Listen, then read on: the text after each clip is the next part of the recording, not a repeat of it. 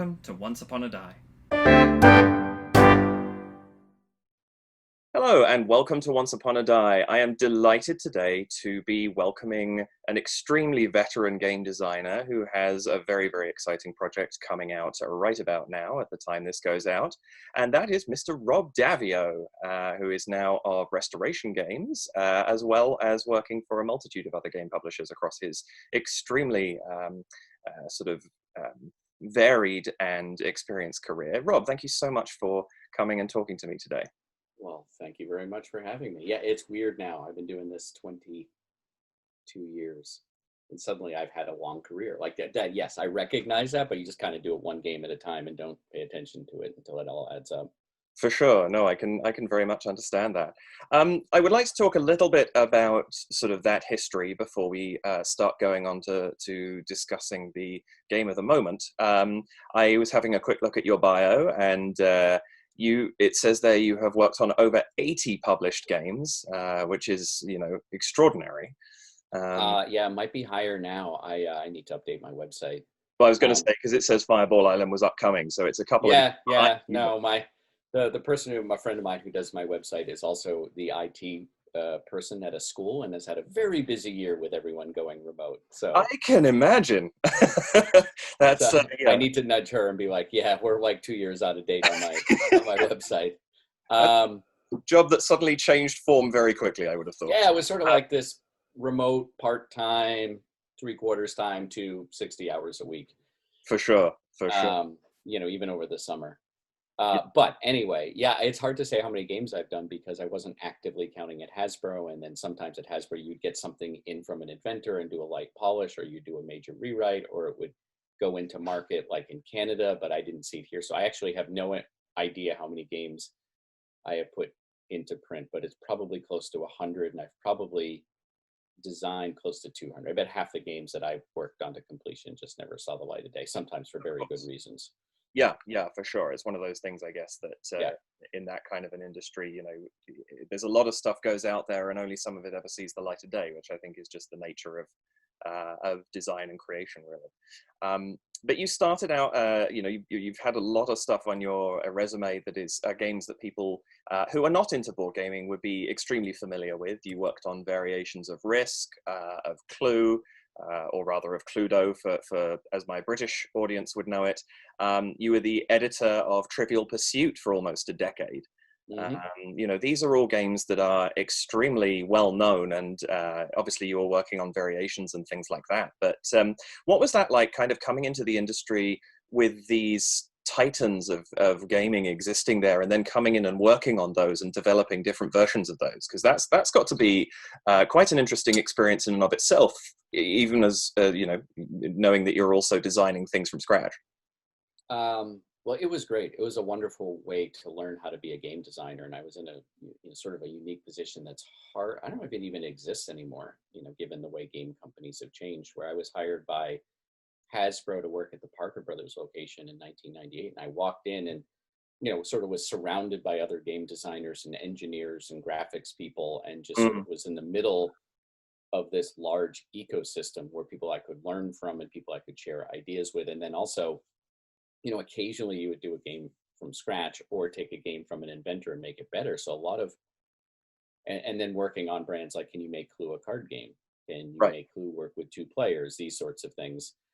So it was a lot of like design challenges, almost like you would have in school, and a lot of development work. And I got to spend a lot of time there sort of honing my craft for a steady paycheck. Right? If I made a bad game, someone else would make it better, or it wouldn't see the light of day, or they would just tell me to do it again. And I didn't spend a lot of that time like most people do as an outside designer, sort of like looking for a sale and not knowing if a game is good and having to sort of fight for feedback. It was incredibly lucky in hindsight that I had that opportunity.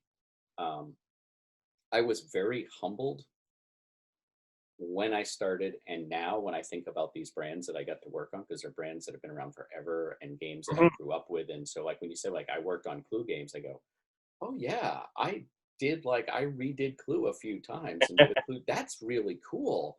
when you're in the middle of it after a couple of years and you're just getting a lot of projects and you're doing stuff, it sort of feels like, well, this is my job. This is what I do. Yeah. And you kind of lose that special feeling towards it. But yeah, it's nice to look back and know that I got to work on these things.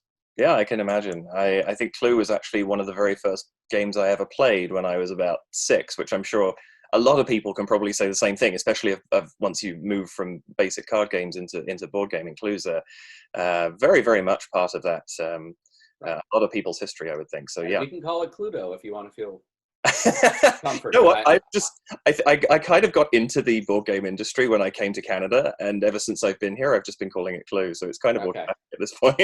And there's like 3 or 4 differences between the UK and the US version, or there was when I worked there. I don't know what they've done these days. Like Mr. Green in the US, and it's Reverend Green. Yes. In Europe, because in the US, murder's fine, just not by a clergy person. And Miss Scarlet has 2 T's in England, but not here.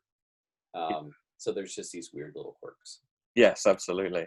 One of the other things I caught, the moment I saw it, it stood out to me on your resume of games, which is back in 2000, you were co-designer of Star Wars: The Queen's Gambit, which of course was re-released recently as Star Wars Risk, which is nothing to do with Risk at all.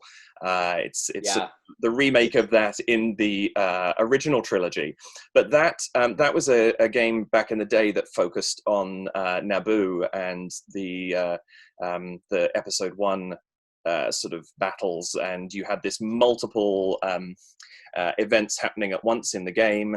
I'm not so familiar, I have to admit, with the Queen's Gambit. I actually know Star Wars Risk better because I've never had a chance to play a copy of the Queen's Gambit. Mm-hmm. In the remake, in the original trilogy remake, you have attacking the Death Star, Luke fighting Vader. All that kind of stuff, and trying to destroy the shield generator. All happening at once. And the Queen's Gambit, of course, was the Episode 1 original game version of the same thing. I mean, that's something that is such an extraordinary thing to work on. And I feel like one of the things that your game designs do is they do a lot of different things and merge them together very well. But that's very early on in your career. What was that like to work on as a game, and to work on such a big license as well? Well, the Star Wars license was a dream come true. I mean, I'm gonna have to come clean. I agree. I'm not the father. This is my father-in-law's mug. I agree with everything you said about the game, except for the fact that I was a co-designer. I was lucky enough to be listed as a co-designer on BGG, and I get a lot of accolades. I was new to the company. Craig Van Ness, who sort of sat across from me for many years in various offices. I learned a ton. We're about the same age, but he had been at Hasbro for like a year or two before I got there, maybe even longer. Just this natural savant game designer. He's since left Hasbro and is on his own. Right. He primarily did Queen's Gambit. Gotcha. He was very generous because 2 other of us, Alan Roach and myself, spent a lot of time play testing and doing light development. I named it and came up with like 1 rule in the game, but it's really Craig's baby. So yes, I think it's incredibly thematic. I think it's a wonderful game.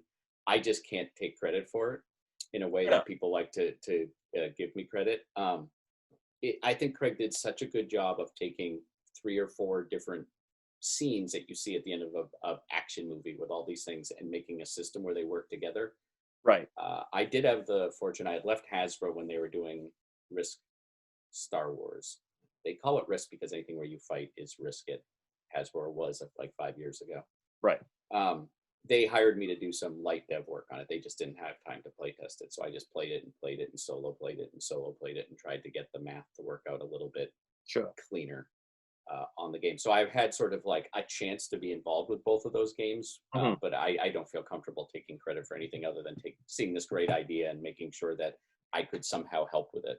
Sure. Okay. Well, then let me sort of riff off my side question there, which was obviously that it's still your the second project that's listed on your sort of resume of games on your website. Although I'm sure there were probably others you were involved with. But what's it like that early on being thrown at a license that's? I mean, I guess Trivial Pursuit and Clue and all that. They're sort of licenses in the board gaming world, but actually being thrown at what's an existing IP and such a one that is so well loved around the world. Yeah. Was that a bit weird being chucked at that so early? Well, it was. I got the job because I was a Star Wars fan, right? In part, because they wanted someone who could help out with the upcoming slate of Phantom Menace games, episode 1 games that are coming out. So this was like fall of '98, and they were rushing to get stuff on the shelf. And they had just had a corporate move, and they were missing some designers. So I'm like, I still have my Star Wars bed sheets. I don't sleep in them, but my kids do, right? So like, I got you. So for Trivial Pursuit and a bunch of other things, yeah, it was like I couldn't believe that I got to work on Star Wars, professionally, and we're contributing to this. So it's a little daunting at first, but then you got deadlines, and you just sort of put your head down and get the job done. Luckily, I had been in advertising for about 5 years before then as a copywriter. Right.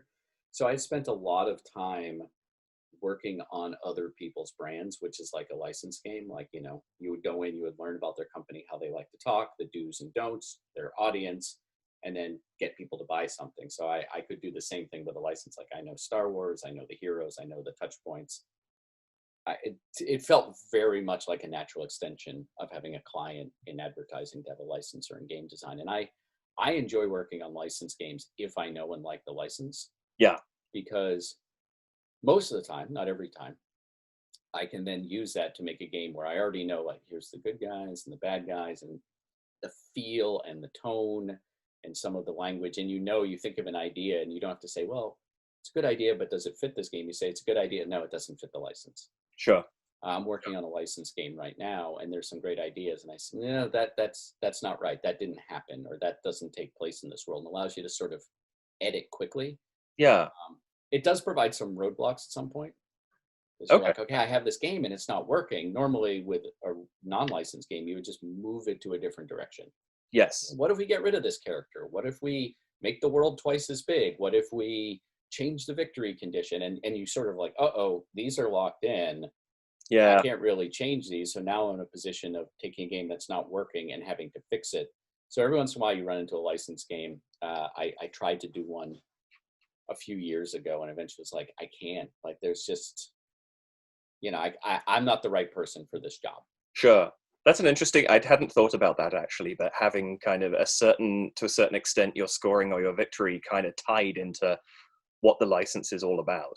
Yeah, you can change it around. Like at the beginning, like if you're doing a Star Wars game and you're doing it on like the original Star Wars, you say, do I want it to be the destruction of the Death Star, or Luke learning his Jedi, or the escape? Like, you can kind of pick scenes and characters. Sure. But if you pick, something, and then you're like, but Obi-Wan's already dead here.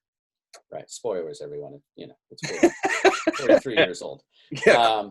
Obi-Wan's already dead, so he has to come in as sort of a mentor, but like Han Solo comes back at the very end to save him. So he's sort of the Hail Mary card that you don't know what's coming on. He can't be here. And then also you find yourself painted into a corner where you go, I'm not using enough of the main characters, and the licensor wanted to showcase them all. And so you need to be smart at the beginning of where you're setting both, like the camera, I guess, like what scenes you're going to talk about, or what worlds you're going to be in. It's kind of almost like a storyboarding type thing that I guess goes on at the beginning of that, right? Where you kind of like, okay, how do we fit all of these pieces together?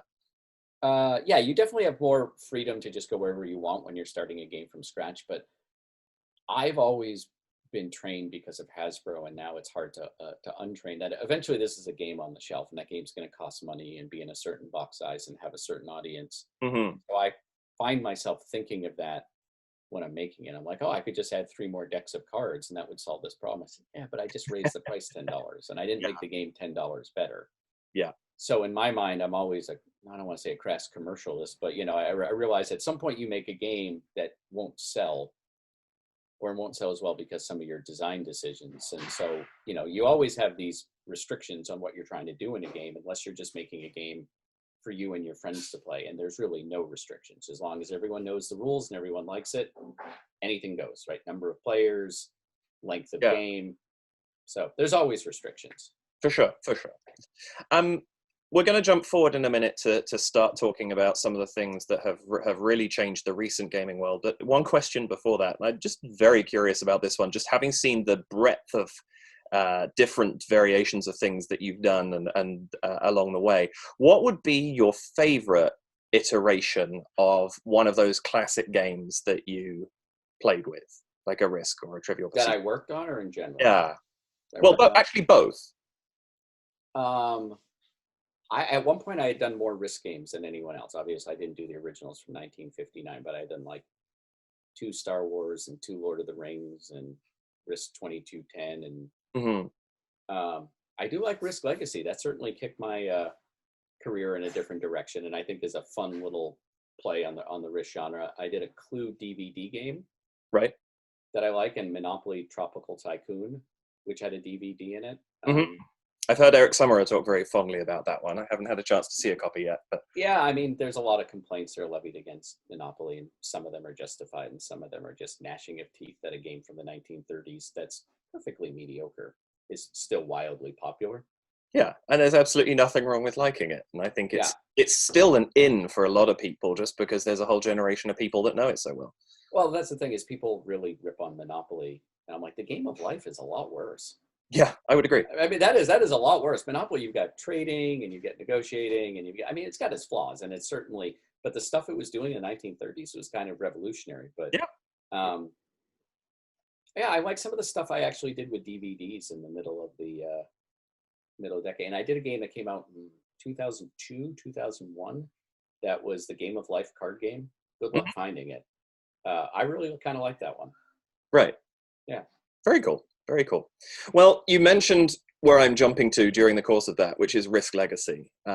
This was a game changer. No pun, pun kind of intended. Yeah, sure. But it turned. I remember when that came out. I was not quite when it came out. I was getting into gaming shortly after, because it was 2011, I believe, and I kind of got into gaming in 2012, 2013, big time. But I remember hearing about it, and I remember the impact that it had, and the shock that went around, the community of, oh my God, here's this game where you actually destroy components and write on the board in permanent marker. And where did that come from? Where was this idea of let's just make a game that, to the 2011 mind, you deliberately wreck during the course of playing it? And of course, now we know that's a very different thing. You change it and you alter the game and you make it your own. But what was the inspiration for that originally? Yeah, it's a long story, and I've told it in a lot of places, so I'll do the abbreviated version here. But it was actually from a Clue brainstorm where we were talking about what we could do with Clue. And I said, I did 2 things. I made a joke. I said, I don't know why they keep inviting these people over for dinner, because someone always gets murdered. Like, just throwaway joke that implied it was all taking place sequentially rather than, Groundhog Day. Yeah. And then later that day, there was a brainstorm where you sort of talk about assumptions in the project you're working on before you start trying to challenge them. So you might say with a board game, there's a winner and a loser. Or for Clue in particular, you'd say there's a murder, right? You just talk about things that you feel like have to be in a Clue game, and you are encouraged to go really wide with this. Sure. So you could say, like, the players are at the table, the murder's already happened, the game board is unfolded, right? And if you really push your mind as some assumptions, you can end up with some interesting places. You can also end up places that just make no sense, because you could say, what if the game board was under the table? And you can sit there and you go, yeah, okay, no. But at one point I said, something you do in one game doesn't affect the next. And the person who was running the brainstorm, who's a friend of mine, who was my boss at the time, like, actually took like the marker and, he was sort of like writing and went, I remember he had this, like, there's something there. So it just sort of stuck with me, and I turned it into an idea called Clue, the Usual Suspects, that I pitched to Hasbro. And I wanted it to be different from a campaign game. Right. Right. I wanted this sense of, and partly it was just, when you play a game and you're a casual gamer, you're not going to like record your game state if you're 9. Sure. But it might be 6 months before you play again. So I'm like, how do you do a campaign game where you just pick it up and you're like, right, that's where we were. And the idea crossed my mind, like, well, you just write on stuff, or take a card in or take a card out or put a sticker down. And I was like, I can't do that. And I realized it's kind of what I do when I make a game. I get it, like, I'll be play testing a prototype and someone will be like, this card's too powerful. I'm like, well, give me the card. All right, now it's a 2. Yeah. And they're like, what do you do? I'm like, well, it's a 2. The 4 was too powerful. Try 2. And then I'll take it back, like, no, it's a 3. That's not powerful enough, right? And like, prototypes are always just covered with marker and notes. And, anytime you see the star symbol, it really means the shield symbol, because I eliminated star. So games are constantly, in their last round of development, just getting all these little things changed and fixed. And to me, that's what a legacy game is that the designer takes it 80% of the way, and through playing it, you take it the last 20%, but everyone in a slightly different direction. Now, the reason there was destruction was due to the fact that it was Risk. Well, and also because I was like, no one's going to do this. This is ridiculous. And everyone kept getting excited by the idea. So I was like, okay.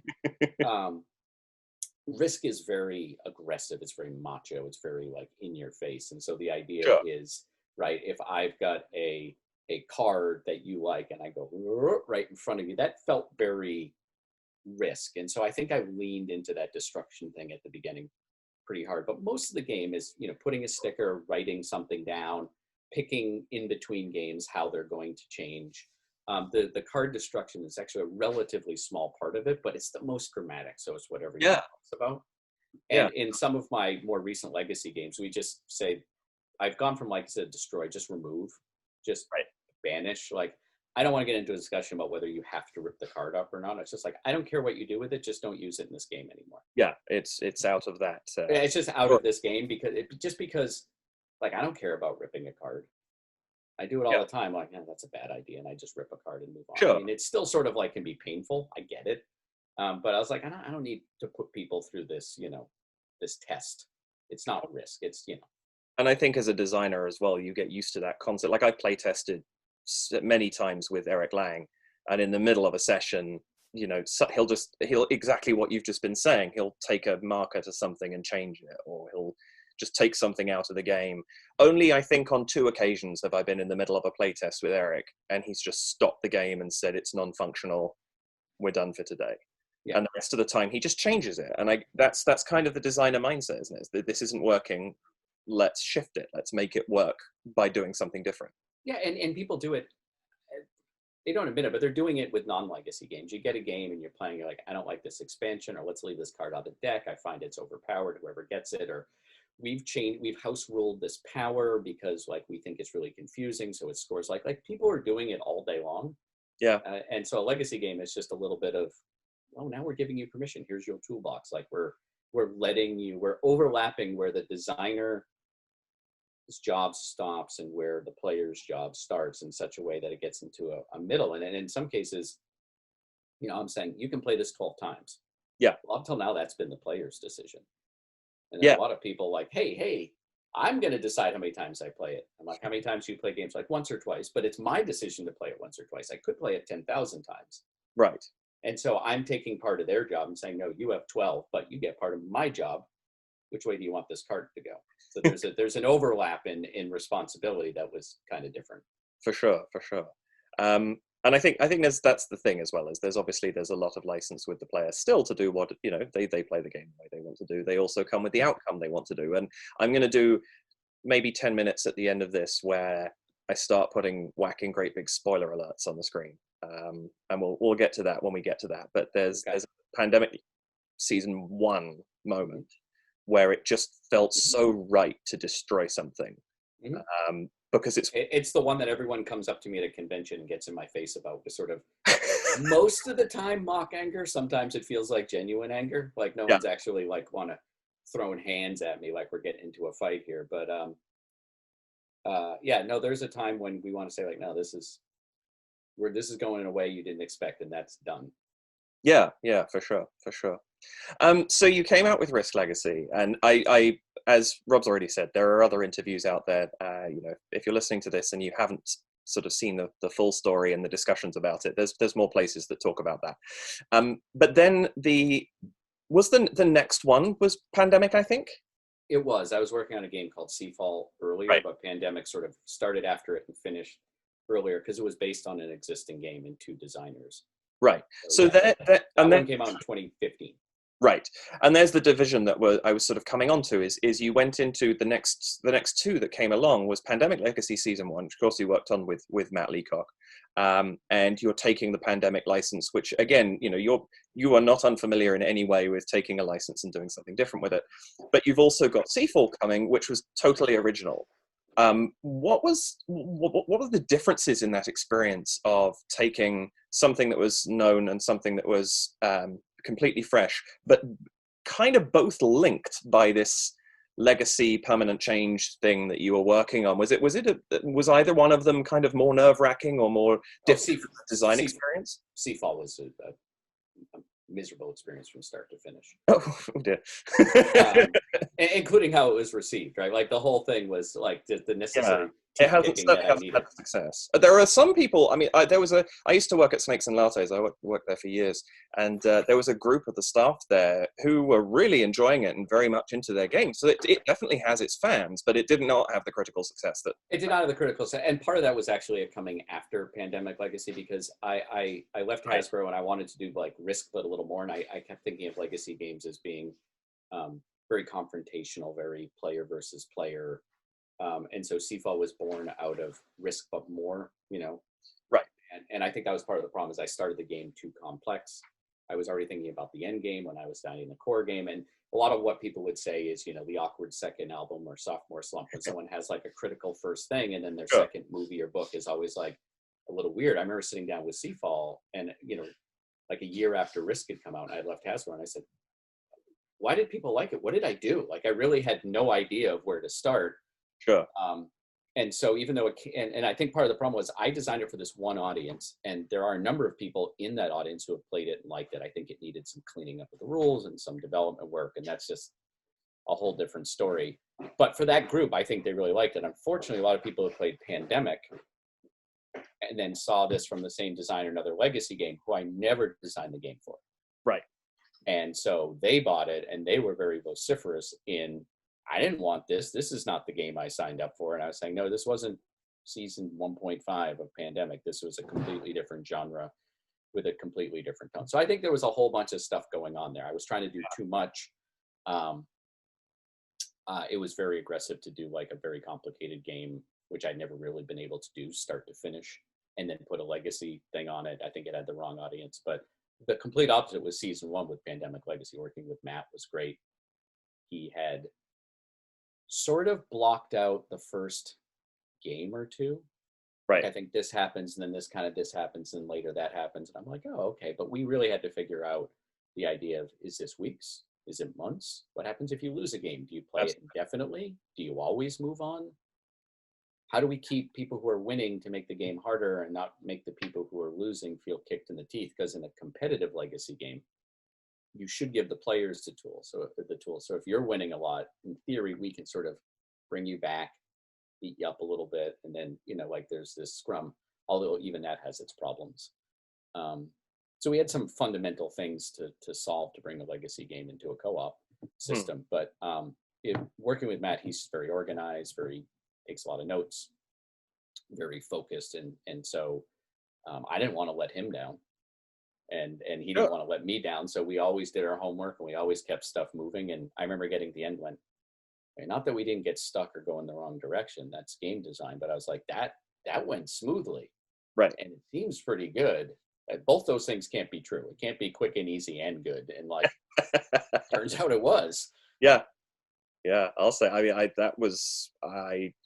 sat down at the end of my final playthrough of that and just kind of had to breathe for a minute, because it was just that extraordinary roller coaster of playing through that. And we'll touch on a couple of moments of that again in the last sort of 10 minutes or so of this, where we do some spoilers. But one thing, and I'm sure you've been asked this a million times, I actually haven't. I had heard the answer to the Risk Legacy. That was more for people who are listening or watching this who hadn't heard it before. But one thing I actually haven't heard an answer to, and this may just be negligence on my part, but what was the playtesting aspect like of that? Because here's this thing where every single time you play it, there is something, even by the end of the first game, you're not playing base Pandemic anymore. I mean, I think to a certain extent, you're bringing in the original Pandemic expansions for those first couple of months. But then you've gone completely off piste, and you're going down a completely different route that nobody would imagine the first time they pick this box up. What's the playtesting experience of like that? Well, I got the playtesting experience from Matt. I think that was another reason why Pandemic Legacy worked, and some of the things that I wish I had applied to Seafall, but it was done backwards, is, you would think if you're doing a game, you want quantitative testing. And when you think a legacy game where it can go in different directions, you want more quantitative testing, right? Get as many groups so you can see it. Unfortunately, you create so much data that you can't pick through and find common threads. And even if you ask people to answer questions about what they liked or didn't like, in retrospect, it's hard to figure it out, because a lot of what takes place in a legacy game is before the game technically starts or after the game technically ends. If you think of Right. a game as first turn to last turn, a lot of the discussion is in the middle, learning new rules, opening something. And what Matt does on all his games, and what we've done on our legacy games, is we ask a very small selection of groups to play it, but video it. Then they send a private YouTube link, and we watch and transcribe everything we're watching, because we're watching for, okay, it took 20 minutes to set up because of this new rule. That's way too long. How do we get this rule down to 7 minutes? Right. Right. They didn't know where to look from here. They keep forgetting that this deck exists. There was a lot of good discussion at the end of the game about which power to buy, so they seem like they're pretty balanced. Mm. One person isn't that engaged because they got confused by the rules. How do we make sure that everyone, is engaged? And it's all experience design rather than game design. Yes, we watch the game and we say, this is too hard, this rule seems abused, the things you would normally expect in game design, but we're really looking for everything that's above the table. Right. Right. Good discussion at this point of, they're near the end, the deck is low, and they are really trying to figure out how to maximize their last 3 turns. Tension seems good. Yeah. These are the comments that we and we just, sometimes we watch the same video. Often, like if we have 2 groups, I'll watch game 1 of one and he'll watch another, and then we'll just zigzag. So you see half of each group. Ah, interesting. Right. So we're not just seeing, or sometimes we'll do one group ourselves, and we'll have at least 2, sometimes 3 groups do each version at once, so we have enough data to look for common threads. And we revise it and we send it to new groups, and we just sort of do that. And occasionally a group that played an early version where we'd only have like the first game or 2 blocked out, we'll send back to them at the end, say, hey, you get to play one that's a lot more fun. Thank you for playing the clunky first one. For sure. And I've sort of taken to using this qualitative approach in a lot of my games, and certainly any legacy game. There's still a very good approach for quantitative data. Like Restoration Games has a series called Unmatched, where anyone fights anyone, and it's a battling deck game. And really what you want is a lot of people playing a lot of different combinations, recording how many hit points did you have left, what was your favorite card, and then we can look and say, oh, this person is 2 and 10, right? You can't get that from 2 groups. You need numbers in that case. Yes. But for a legacy game, you really want to make sure that everything from when they open the box to they put the box away is sort of like perfectly smooth, because it's a game that sort of leaks around the edges of a traditional game. Yeah. Yeah, that makes a lot of sense, that's a much more experiential process than it would necessarily be for something that could be more quantitative. And I messed a rule up, because one thing we'll come on to talk about very shortly is I actually solitaired season 1, which my listeners know well.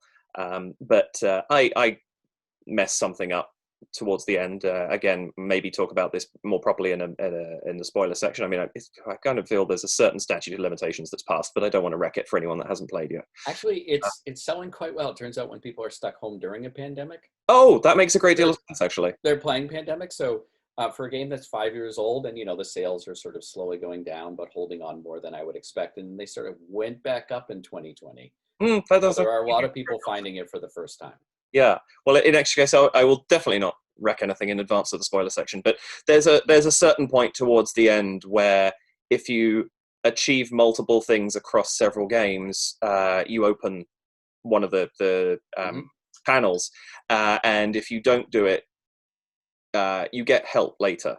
And I misread the instruction to open it, because I think it was just the symbol to do that. No, I know open.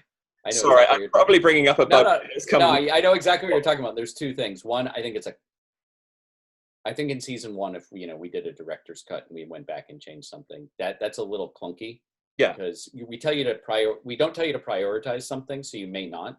And then later on, we're like, hey, you should have prioritized that. Here's some help. And so I think that's a problem. And then when we tell you to prioritize it, there is a really weird turn of phrase that in the English language can be interpreted 2 ways. So Matt and I both are like, this makes perfect sense. And we discovered there's a significant percentage of people who read that English sentence and do it a different way. It's like, if neither of these have not been opened, right? It's like one of those sort of conditional logic problems, which I read and I go, this makes perfect sense. And then a friend said, here's how I read it. And I go, oh no. And I thought we had got, I'm pretty sure we went through for the second printing and made that clearer. You may have an older printing, or you I played got it. first. Yeah. I So had in the copies of second that printing, pre-order. we kind of cleaned Right. that But up. I think what I'm getting at with that, though, in the long run, is that really didn't bother me. It was because I was still having this amazing experience. I had that moment of, well, I shouldn't have needed that help because I did Yeah. all the things. Oh, right, that's what. Well, that's fine. Carry on. And when I scored it at the end, I just scored it as if I hadn't needed the help. Yeah. I mean, I wouldn't have done. But it's fine. And I think the experience was far more important to me than the fact that I tripped over a rule at some point. And I think there may have even been one game where I gave myself, like, sort of towards the end, I gave myself like a quarter turn or like an action or something I wasn't really supposed to have, because it served the story I was going through better, to have just kind of made that little tweak and given myself that kind of gimme at the end of the campaign. Yeah, sure. It's your game. Especially soloing it when it's only one brain seeing the board and you don't necessarily see all the alternatives. But that makes a lot of sense. I feel like there's that kind of codenames thing, isn't there, going on, of where I remember I played a game once and someone gave the clue pipe, and as a musician I saw flute on the board and went with that, and they were actually talking, I can't remember what it was they were actually talking about, but how somebody's mind works, it can sometimes be tricky to see the other side of what something could mean. Yeah, and that's, we play testing for whatever reason, the groups we had, everyone interpreted that correctly, or hadn't needed to, go open that thing, and we sort of missed it, and Right. we got a little more diligent in a couple different ways in future seasons to try to minimize those things. But That's the thing too, what a learning experience, especially to have that as the second game that has this legacy thing on it, to come out and be so massively successful, not just in its sales figures, but genuinely it's one of the most astonishing experiences of my gaming life, and it stands as that still. Thank you very much. Yeah, I'm really kind of proud of it. I mean, it's going to go down as probably my signature game. I'm always hoping I top it, but statistically I'm not going to in terms of reception. Right. So, well, you never know, but I never know. I mean, I'm not going to get up in the morning and say, like, I'm just going to phone it in, right? Like, I always want to make the game that does great. But when you've come in and used a ladder to set the bar, and then you set the bar that high. Yeah, it was like one of my first games I released after Hasbro. I'm like, so do all games people release reach #1 on BGG? Is that no, okay? And now I'm like, if my games get into the top 500, I'm popping champagne. So I Sure. recognize for what it was. Yeah, and then you went on to, and so this fascinates me, and we're sort of heading towards the feature moment in a second. But firstly, we have season 2, which is now the sequel to this. Now I'm halfway through the campaign to this, so I haven't seen everything that's going on. But here you took this pandemic thing. You've run at season 1, and you've done the very logical thing of, here's the pandemic campaign board. How do we change what this board is and play it in different ways? Now you've done something completely different, which is during the course of the game, you are discovering the board. You start with this very, very narrow focus on the world. Now, presumably there was a logic there of, this is season 2, we have to do something different. What was the impetus behind that specific decision of saying, let's just make the world disappear, and you will actually, like, part of your permanent change is finding the world as you play? Well, I mean, at its core, it seemed cool. I mean, that's basically, like, we decided it was going to be, and this isn't really a spoiler, it's a post-apocalyptic world that takes place 71 years after season 1. Yeah. And we said, we just don't want to do the same thing again. Now, luckily, we started this before pandemic season 1 came out, so we didn't even know how successful it would be. Right. Which was good, because we weren't paralyzed by any, expectation. But, like, I don't feel like making the same game again. And we said, well, okay, if the world has ended, everything's upside down. How do we make pandemic upside down? And so it was almost like what I was saying before. It's like, what if cubes were good? Right. What if the world's ended? You don't, like in, the line is in something like medieval Europe, the average person never went more than 30 miles from their house ever. Right. It's like, well, you wouldn't know if you're in America what's in China. Like, sure. The world ended, and you can't go on the internet. There's, I mean, yes, technically you could find a map of how the world used to be, but you don't know how the world is now. And so we sort of thought it would be really interesting. In season 1, at a very thematic level, the world starts fine, and your goal is to keep it as close to fine as possible. Sure. Right. To reduce. And we said, what if if we do everything upside down and backwards, what if season 2 is, you're about to lose? How much can you build the world back up to being functional. So it becomes like a normal world gets deflated, and then you're at that point, and then you reverse it and try to go the other direction. A lot of decisions, sort of came out of that. I'm also a huge D&D nerd from being a kid. So the idea of exploring a map and building a map and seeing what's on the horizon just is very appealing to me. I think a number of people really like turning it on its head. And I think a lot of people are like, whoa, wait, hold on. And found it. It certainly is a harder game than season 1. Oh yeah, definitely. I've lost definitely a harder game in my career. Season 0 is not as hard as season 2. Right. So that makes sense. We needed a dark middle chapter. We needed our Empire Strikes Back. That's fair. And then we come on to sort of the game of the moment, which is, depending on exactly what day I throw this out there, is coming out within a couple of days of this going live.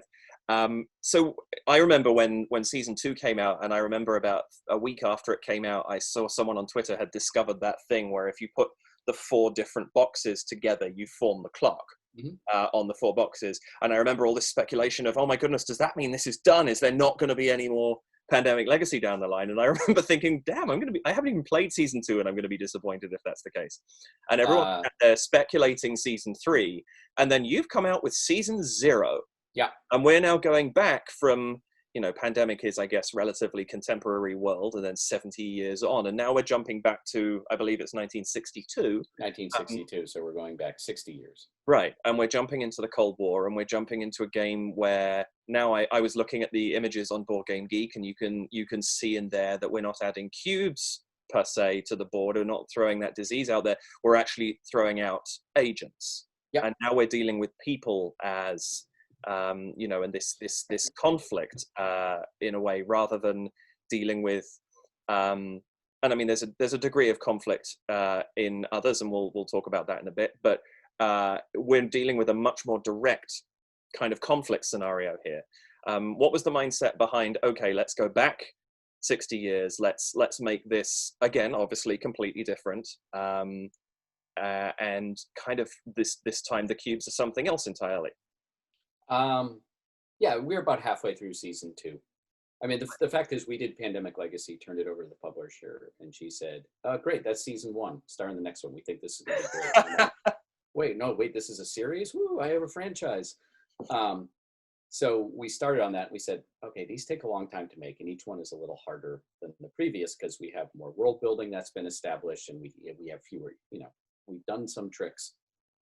And Matt and I very quickly were like, we got one more in us, which is what I call season 0 is the last one. It is a trilogy. Yeah. And we said, we were like halfway through this post-apocalyptic, and we were like, well, what do we do next? Because we have season 1, and then season 2 has some, without spoiler, some flashbacks of what happened in those 70 years. You can find little fragments of bits and pieces. Like, well, we're not going to do a post-apocalyptic world, right? Like, humans are dead and the earth is healing itself.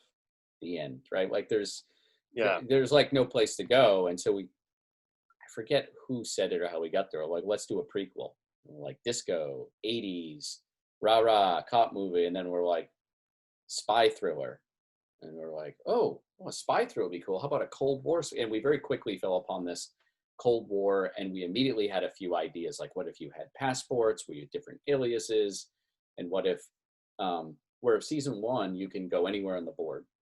Yeah. And in season 2, you can't go anywhere on the board because you don't know it's there. Season 0, which you learn in the prologue, is some cities are Soviet cities. The access is controlled. Like for the first time, Pandemic, the spaces have a flavor other than their continent that they're on. And we had enough ideas right off the cuff. They're like, okay, great. And maybe this happens, and maybe this happens, and we kind of blocked it out. And largely, the plot that we blocked out was kind of the plot that ended up in there as a very top level. Finished season 2, took 6 months off, spent some time watching old spy movies, and then started up on season 0. It was called season 3 the whole time. And again, we turned it over to the publisher, and they're like, cool, season 0. Like, hey, that's a good call. Nice. And then you kind of get that nice bookend as well. You get that nice bookend. Back around. Yeah, for sure. Yeah, and we realized with the cover, I don't have any say over the covers, like as a designer. I'm not the publisher. And I was like, I wonder how they're going to solve that cover problem. And there was some effort to try to do some stuff, and finally we're like, just make a cover. Right. That's it's right here. So like, and there was a lot of confusion. The reason there's only one now and there used to be two is it just caused all sorts of inventory problems. They're the exact same game, but inevitably one cover is like better than the other, and that sells out.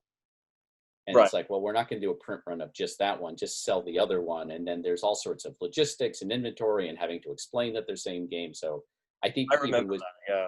And it's ongoing. And I think the publisher, even with season 1 and 2, are just going down to one cover because they're just creating headaches for no particular reason. It was like a cool idea and caused some discussion and caused that little, framing. But as the game has sold beyond its initial launch, it's just causing issues. I remember the discussion of kind of like, is it the Pokemon Red and Blue thing where there's one thing in this box that is unique to red and one thing in this box that is unique to blue kind of thing. And I remember the frantic messages being like, no, they're the same, just get whichever one you want. I found it quite helpful in the grounds that I have a solo campaign and a multiplayer campaign, and I remembered which box was which. But you are the reason that they did that. I remember publisher, we're going to do two. One, so that you can say I'm playing game A and game B with different groups of people. And I think there was a little, and some people will buy both because they want both of them, right? I mean, it makes total sense. But right from the beginning, people are like, what's different? I'm like, nothing. They're like, sure, I can't wait to see it. I'm like, no, literally nothing is different. Well, I think especially in the last sort of 5 or 6 years with the increase of mobile gaming too, people are being so kind of almost conditioned to think that something is going to be different between two versions of a thing. Yeah. But that makes sense. But Matt and I did joke around when doing season 0, when we thought there were going to be 2 covers. I'm like, let's actually make 2 different versions this time. Now that people think there isn't, but still not tell them. And I'm like, no, it just seems like work. Like, to get both of them to work, these are already enough work to like get clever just to make our own inside joke. Seemed like, we had a good laugh for a minute, and then we're like, okay, we're just going to make a mess. Yeah. And then you'd end up with somebody accidentally shuffling 2 things together from 2 different boxes. And I can imagine that sort of thing being complicated. Was there any inspiration from, obviously one thing that, you're seeing the little, and obviously I have no idea what any of this stuff means in the game yet, because I don't have it. Even if this does come out after October 23rd, I haven't got my copy yet. Like the little eyes that fill up, I assume being something to do with the level of surveillance and what have you.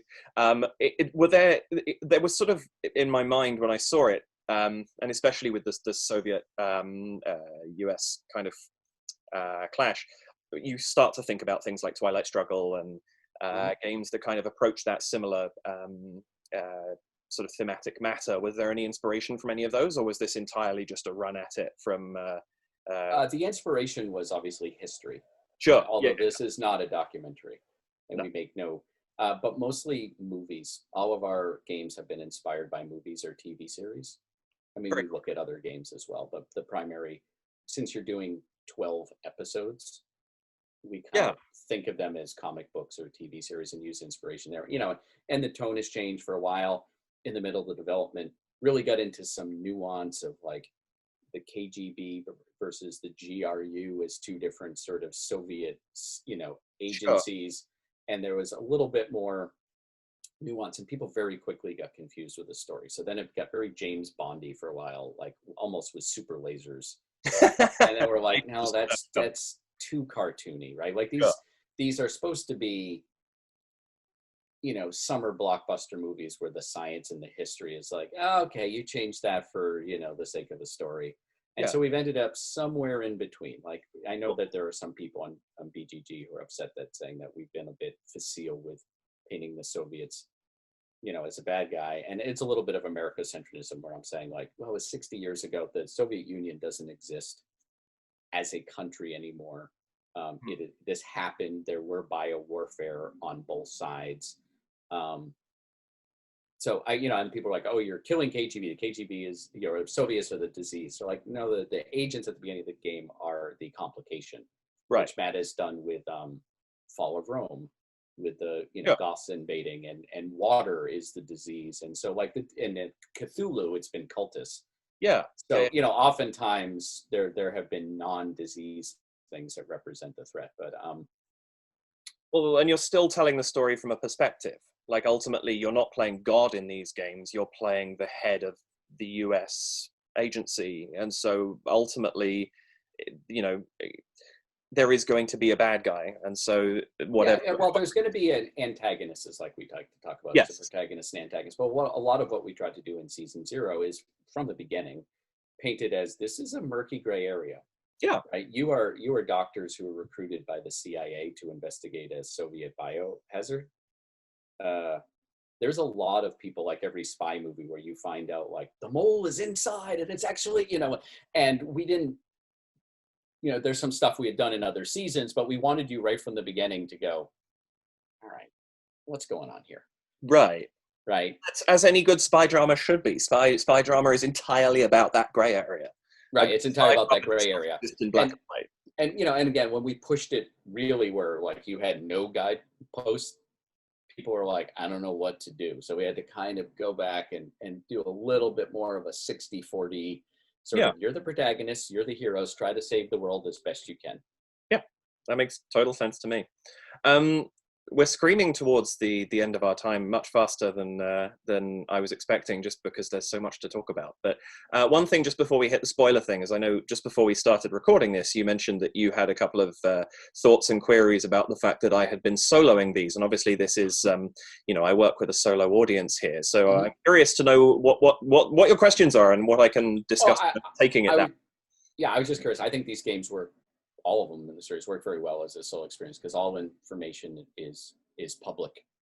It doesn't play down to one character. It plays down to 2 characters. But I'm wondering when you solo, and actually Pandemic tends to be easier with the fewer characters you have. We've tried to balance that actually in season 0 to make them a little more level, but it definitely gets harder with more characters.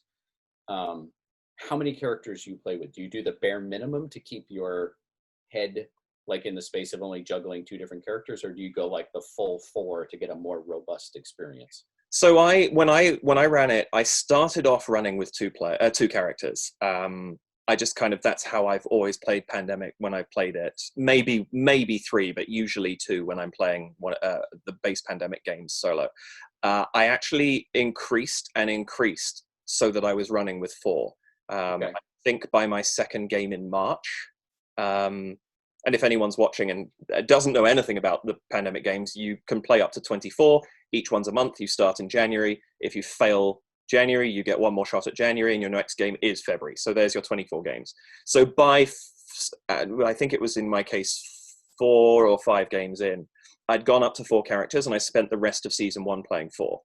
Season 2, I've actually gone down to 3 because I was finding 4 very unmanageable.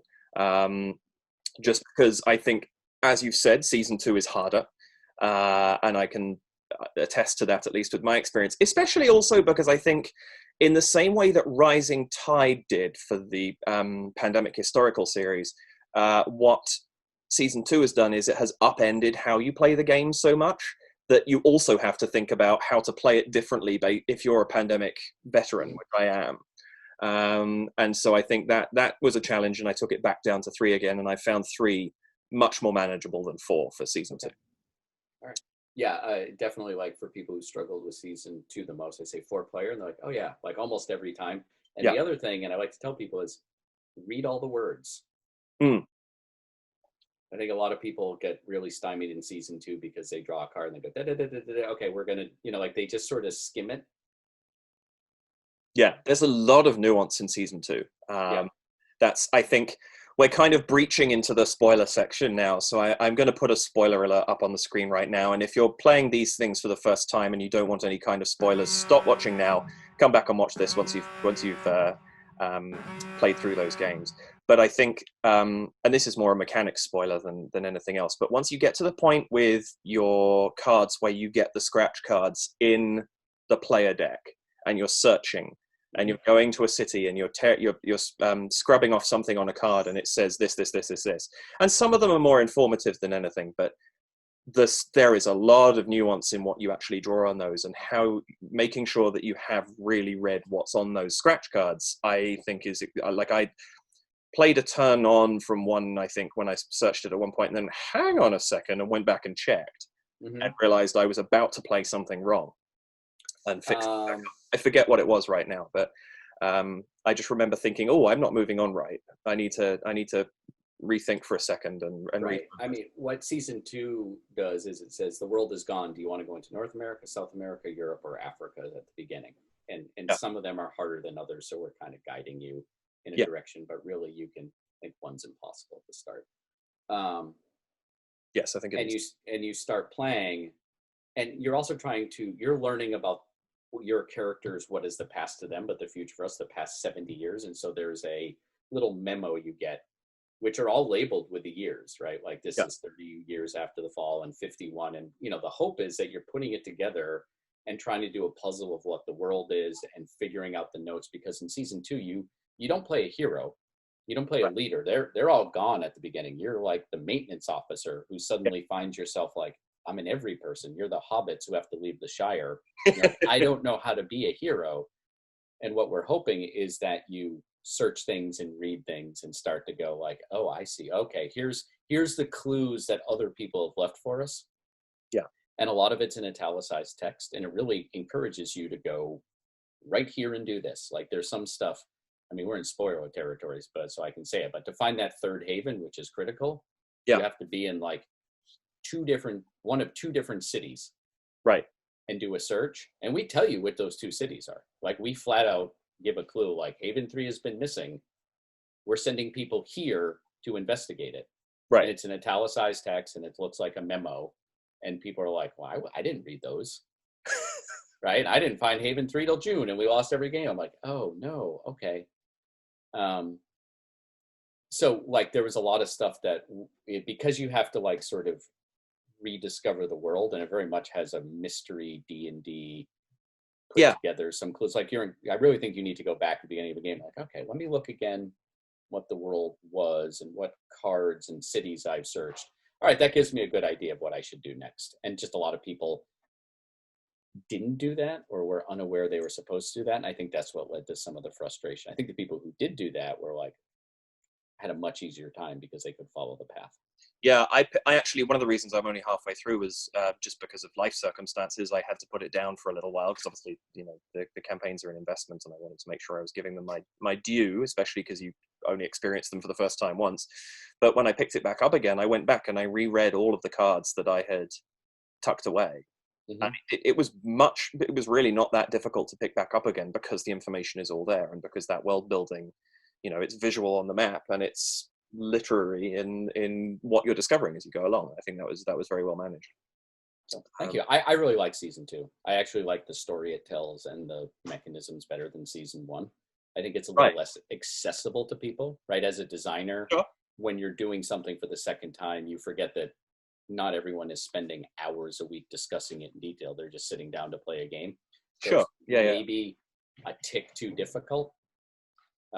I don't think we're going to do a director's cut, but I know in my head if we went back like and did the 10-year anniversary and all 3 games were released as one package and we get to edit them, I kind of like we tweak that and do this and this would use that.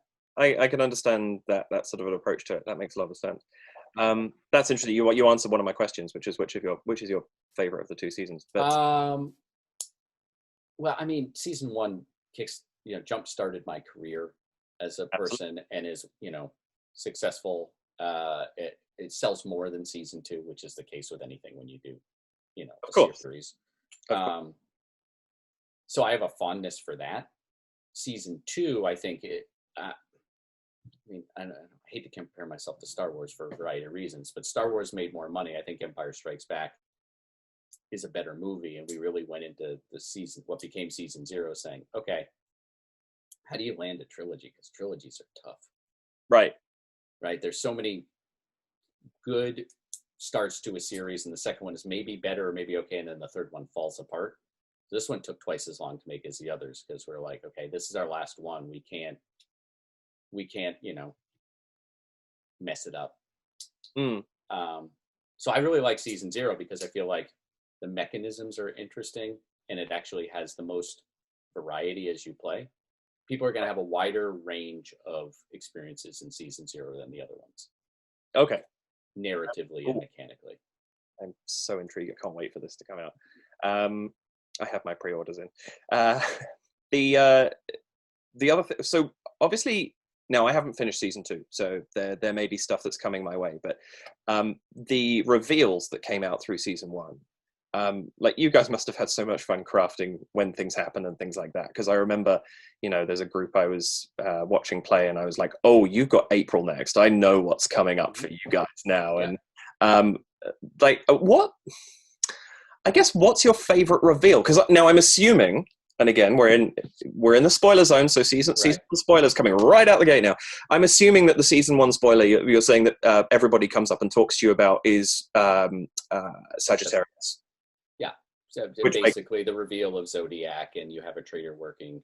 Yeah, and you destroy one of your characters who you've had. You destroy one of your characters, and the idea is that there's an unreliable narrator that you're just getting cards from the game telling you what to do, and you assume it's just from a designer. Right, we never establish who the narrator is. Right, but the narrator are technically your bosses at the CDC. Mm-hmm. And then also you're like, wait a minute, these cards, which are telling us how to play, weren't telling us the truth. Right. And there was a certain sort of thrill in that moment of being able to do it. I didn't think it would land as well as it did, or as hard as it did. It's so good. But we got that from the Winter Soldier. Captain America, the Winter Soldier. The whole idea. Oh, that makes so much sense. I didn't think of that, but that makes so much sense. I mean, we kind of knew, well, here's the ending. Like, we knew the ending, and you get a vaccine, and we knew, like, the beginning, and we knew the middle with the faded, and we're, like, in that, we think of them as acts. We had Act 1 and the end of Act 3, and we knew Act 2 would be about, like, searching and introducing a different mechanism, and at first we were going to have you search for things, and Tom Lehman, who's worked with Matt Leacock on a number of projects, was over at his house when I was visiting one time. He's like, you need to look for people. People are more interesting than things. But we were sort of like, what's the big pivot moment? And Winter Soldier had just come out. And so we were like, what if, and it really changed the game in a great way. We were like halfway done. And we were like, what if there's actually like a Hydra working, and that this thing isn't an accident, it's man-made? What if you're accidentally working for the bad guys and you don't know it? You think you're working for the good guy. And then we went back and rewrote stuff and put in hints and clues. Like there's, Coda has 4 of the 6 letters of Zodiac. Right. And it's called 403 is the name of it, which is Internet for Access Denied. Yes.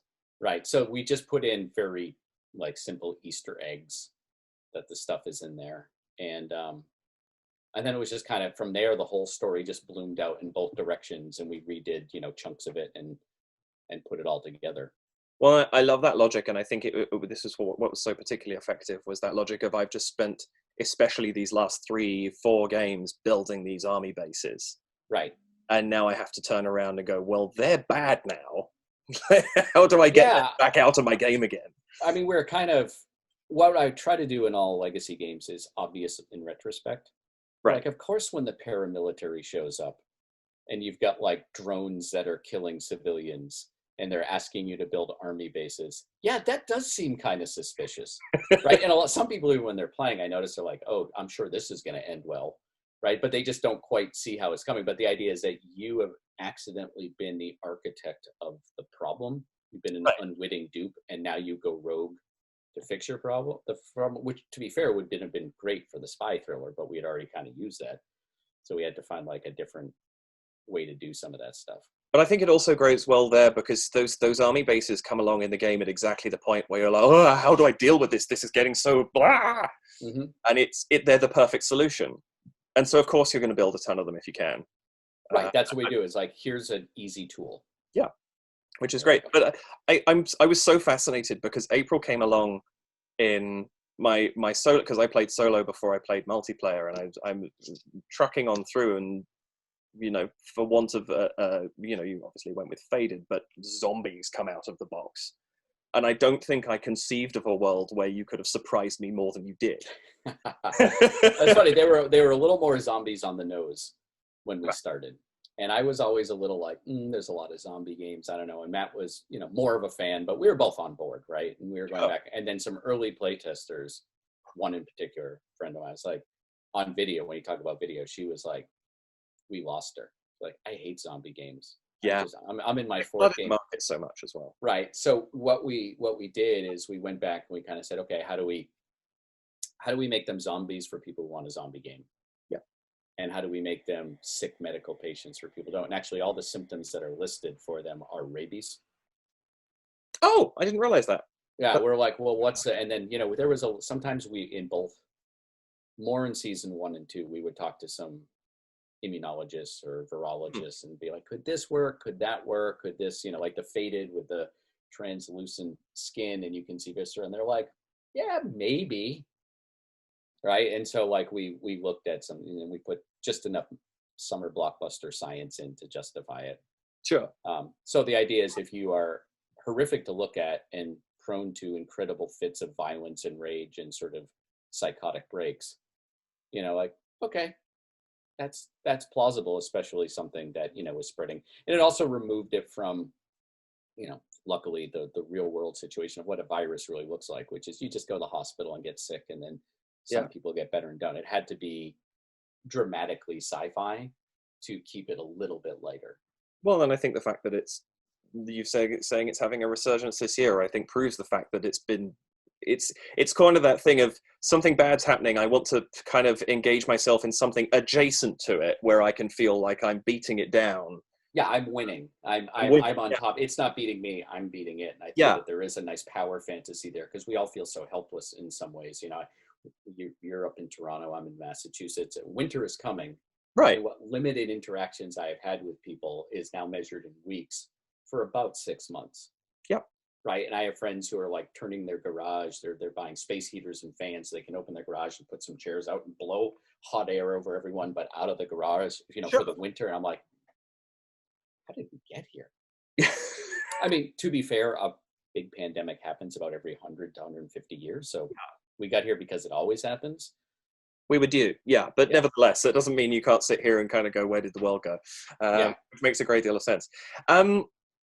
Well, we're coming to the end of our time, so I'll start to wrap things up there. But I guess one question that I have for of interest to my listeners specifically is there anything that you particularly enjoy playing that you play solo? Slay the Spire. I know you're going for board games. No, I'll take that. And actually, my Twitch stream, I'm hoping to start bringing in a few more video games at some point in time. I'm almost up to 1,000 hours on that game. Really? Yeah, I've played a lot of that too. Slay the Spire, for anyone who is unfamiliar in the board game world, is a deck building game on PC, which is extremely accessible, very easy to play. If you like deck building, it's a really, really good thing to have a run at. But you as with any, you build your deck through your run and try and charge up this tower. And yeah, I totally understand that. Do you board game solo, or are you more of just you stick to the video game side of things for solo and play board games in groups? I play board games in groups. I've discovered in this pandemic that I play board games for the people and in person. Sure. Right? Like I've played a little bit through various screens with people, and it's all been okay. Yeah. But there's a group of us that used to meet on Wednesdays, and we still meet virtually on Wednesdays along with some other people, and it's grown. And they're always wanting to play games. And I've been making games all day. Usually on Tabletop Simulator and virtually, so it feels like staying at work. Right. That makes sense. So oftentimes I just have a glass of wine and chat with them. And it does not that I don't like board games or don't want to play. I just right now don't want to play in that medium. But what I'm doing is playing more role-playing games, more computer games, more phone games. The role-playing games are not solo, but some of the digital games are solo.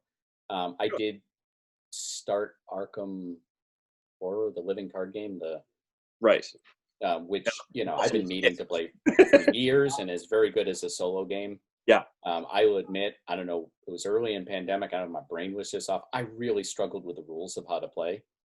It's a little complicated. Yeah, and it's like they did something which on technically should have been great, which is they separated like how to start and how to go, but something happened in editing where they weren't passing information back and forth. And I got so frustrated and had to go watch YouTube videos. And I ended up spending 2 hours to learn a 20-minute game. Right. And I just haven't gone back because I'm like, oh no, this game is hard. It's not hard. It's pretty straightforward. But I have this weird, I'm in lockdown in a pandemic and struggled with something. And it's amazing the emotional weight you can attach to a game experience. Oh, yeah. Because you're like, I don't like that game. And you're like, why? I was sick when I played. The game was fun.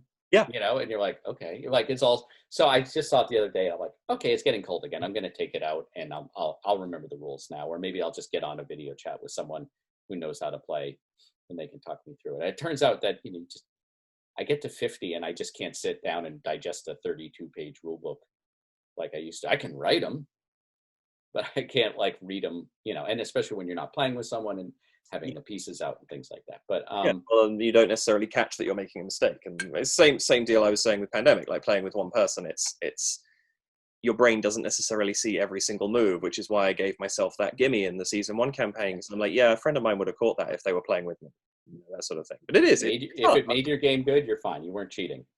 My logic, exactly. Right. So many people technically cheat in a co-op game. Well, they'll go like, okay, if it's this card, then we lose, but if not, then we win, and this is the best thing, and there's 8 cards left, and there's only 1 and 8, and then they kind of peek and go, okay, that's the card on top of the deck, let's come up with a different plan. I'm like, that's fine. Like, you did all the right math, and you did everything out, and then you just like saw that the math wasn't in your favor, and he came up with a plan B to try to solve it. Like, yeah, okay, you had a good time. Yeah, I think my gimme was I had the exact cards I needed in hand to finish a search. And I was like, yeah, that happened 3 seconds after the game was lost. I'm taking it. It's perfectly fair. I think that, especially when there's a story. I solo for the story. I think that's my flip to you're saying you solo, you play games for the people. I think I play a lot of games for the story. So if I can improve, like keep my story fidelity, but take that tiny liberty, I'll do it. And it's interesting because in role-playing games, which I do a lot of, I'm in it for the story, I'm in it for the people. Failure can be fun. Yeah, right? And because it changes the story in an unexpected way, and everyone's like, "Oh, I really wish I'd done that." And then failure isn't as fun in a board game experience because it just means you lost. Yeah. Right. And so there's different tricks you have to do, and in something that's a co-op or a solo play, like tweaking the rules, you're just tuning the difficulty settings. I like to say. I like that. Yes. Yeah. Yes. Well, Rob, thank you so much for joining me today. I really appreciate the opportunity to talk. And everybody go and check out, all of Rob's work. Cthulhu Death May Die, you may have seen me stream quite recently. That's something else you worked on with Eric Lang. Mm-hmm. But Pandemic Legacy Season 0, based on when I release this, if I time this right, it's coming out today. If not, it's coming out within a couple of days of today. And go and check that out. You don't need to, I think I'm correct in saying this, no experience of either of the other seasons needed. You're not going to spoil anything. You're just going to have a damn good game. Yeah, I'm going to say you can play this one first if you haven't played it. If you haven't played Pandemic, I would recommend Season 1 to start with, because it's as close to Pandemic and you can sort of play it. Season 0 has a prologue at the beginning to get you to you can play it as many times as you want to. Like, okay, I get the rules. I see how it works. I'm ready to go. But it's definitely 15 to 25% more complicated than Pandemic with the stuff that we're doing. So if you haven't played Pandemic and you haven't played Pandemic Legacy and you don't play a lot of games, it might be a tough place to sort of jump in and learn compared to Season 1. It's not that difficult, right? It's just a little bit more, but I only recommend that you play 2. Don't play 2 first, both for the complexity of it and the narrative of it. But either 0 or 1 work very well as a first game, and then you can just kind of go in any order from there, and it all makes sense. Yeah, that makes sense to me. Okay. Go check that out, people, and check out Rob's work. And I think everything I've played, you've been involved in, I've had a really good time with. So, well, thank you very much. No, you're very welcome. Thank you so much, Rob. You have a good day, and I really appreciate the chat. Thanks for having me.